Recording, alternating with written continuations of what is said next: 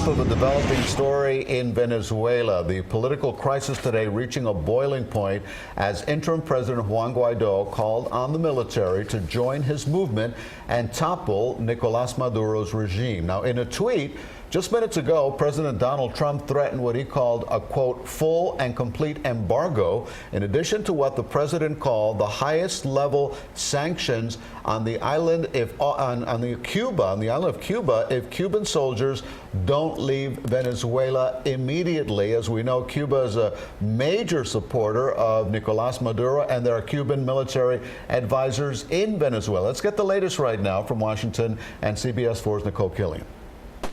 Gunfire erupted as government forces clashed with supporters of opposition leader Juan Guaido near a bridge in Caracas. Pueblo de Venezuela, muy buenos días. In a social media post, Guaido called on the military to join Operación Libertad, an uprising to topple Nicolás Maduro's government. Clouds of smoke hovered over the capital city as army tanks kept protesters from advancing on a highway.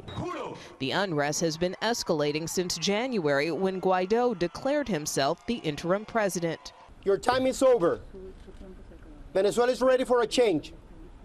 You must facilitate the transition in our country. Guaido blames Maduro for the country's economic and humanitarian crisis. But Maduro refuses to step down, and hundreds of his supporters rallied in the streets Tuesday. Maduro is putting some of the blame on the U.S., accusing the Trump administration of causing last month's massive power outage that plunged the country into darkness. President Trump tweeted he's monitoring the situation and said the U.S. stands with the people of Venezuela and their freedom. We want, as our principal objective, the peaceful transfer of power.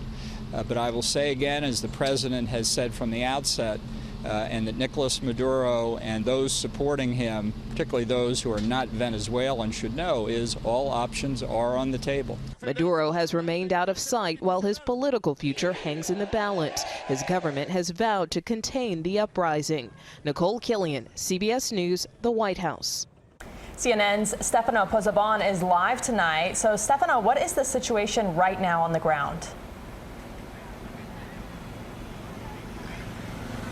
Yes, Rudabay, on the ground, these situations that the clashes are still ongoing, and this, Rudabay, means that the clashes have been ongoing for the best part of the last 10 hours. I'm talking to you from Altamira Square, a key bastion of the opposition, the anti-government movement in the past few years. And just a couple of hundred feet away from us is the key military airbase where the clashes have been gathering since the very, very early hours of today. Still ongoing clashes and still tens, perhaps hundreds of people down here in Altamira Square, waiting to see who will succeed at the end of the day, waiting perhaps to hear from Juan Guaido a balance of how the day went and if the military uprising has broke through the coalition that has been triggering Nicolás Maduro in power, has been maintaining Nicolás Maduro